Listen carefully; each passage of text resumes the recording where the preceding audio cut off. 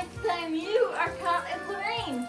It might be a challenge, yet I guarantee it will change your attitude. If not, just remember these spiffy pink rain boots. I'm smiling